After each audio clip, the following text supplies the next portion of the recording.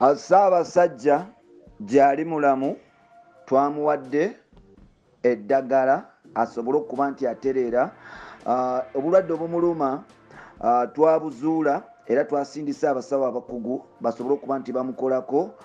Ebyo byonna ebitambuzibwa ebiyengesebwa ku mitimbagano gya intaneti ne mu bantu ba bulijjo nga bagamba nti Kabaka yaweereddwa obutwa tebiriimu makulu,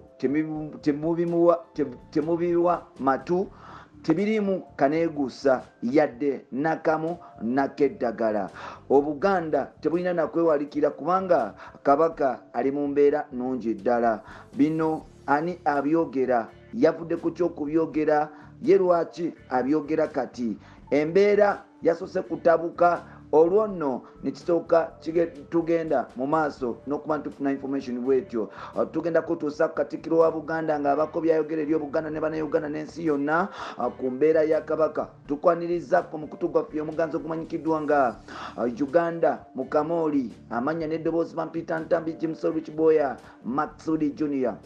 Ennaku zombi zaali 13 omwezi guno, wiiki lwalinga lwakubiri, Obuganda ne Uganda bagenda mu maaso n'okuba nti bwennyamira oluvannyuma lw'okuba nti ayi Ssaabasajja Kabaka Magulu Nyundo Cucu Nantawetwa Fred Kimera Ronald Muwenda Mutebi owokubiri bwe yavaayo n'alabikako eri Obuganda. Bannayuganda n'Obuganda n'ensi yonna okutwayiza wamu baali balindiridde Kabaka nga keeke kubanga baali bamaze ebbanga nga tebamulaba. Kino nno kyaleetera abantu okufuna essanyu ng'oba oli awo bagamba nti Kabaka waabwe si muwambe.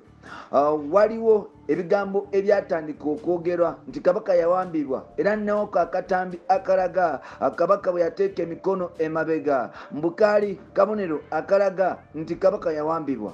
Wabula Katikkiro wa Buganda munnamateeka Charles Peter Mayiga ow'omutima yavuddeyo n'agamba nti nedda ssebo, ono nno Kabaka tawambibwangako. Kabaka abadde mulwadde era ng'alina obulwadde obumuluma. Katikkiro ng'ayogerako eri bannamawulire mu Lubiri e Mengo yavuddeyo n'ategeeza n'okukakasa Bannayuganda n'Obuganda nti Kabaka ali mu mbeera nnungi ddala era nga talina buzibu bwonna. Avuddeyo n'agamba nti Kabaka alwalamu ng'abantu abalala era nga obulwadde obumuluma era bwe buluma abantu abalala, so n'olwekyo abantu baleme kikungiriza nga bwe bagamba nti oba oliawo Kabaka bamuwadde obutwa. Katikkiro yavudde n'ategeeza obulwadde obuluma Kabaka n'atugamba nti alaje, era alaje ono nti amufunisaamu ekizibu mpola mpola n'okussa tassa bulungi olwa alaje oyo. Era avuddeyo n'ategeeza nti baalese abasawo abakugu abali mu kujjanjaba Kabaka wa Buganda mbu tekyetagisa na kumutwala bweru w'eggwanga kubanga abasawo be baalese bakugu ddala.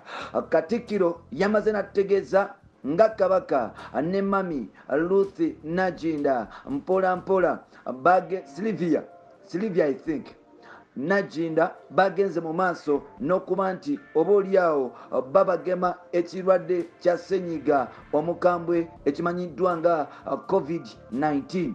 Bino byonna byabyogedde eri bannamawulire n'ategeeza nti era kwolwo olunaku enkeera nga bakava mu matikira ga Ssaabasajja yagenda n'akola shopping ku Capital Shoppers Ntinda era nga bonna obutambi obutambula ku social media butuufu. Ekibuuzo kiri bwe kiti, lwaki byonna babikola out of pressure? Lwaki Katikkiro ajja okwogera nga akakasa eggwanga ng'ali ku pressure?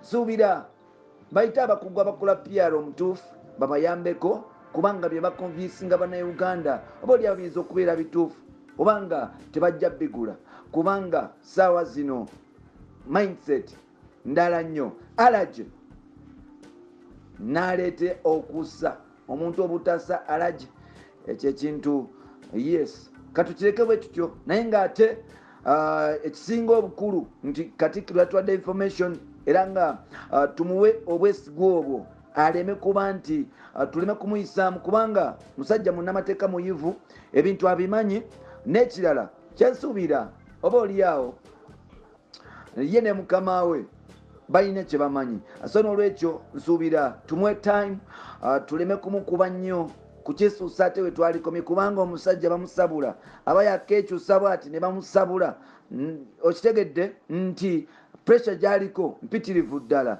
agenda kusaba mukama katonda agende mu maaso n'okuba nti asuusa Ssaabasajja Kabaka wa Buganda kugata n'abalwadde abalala bali ku kitanda n'ebirwadde ebibaluma ebyenjawulo kansa sirimu n'ebisigaddewo covid-19 nti bambi genda mu maaso n'okuba nti abawonya n'okuba nti atutangira ebirwadde bwe bityo bampita Ntambi Kimso Rich Boy Maxudi Junior Uganda Mukamoli gwe mukutu bye bye.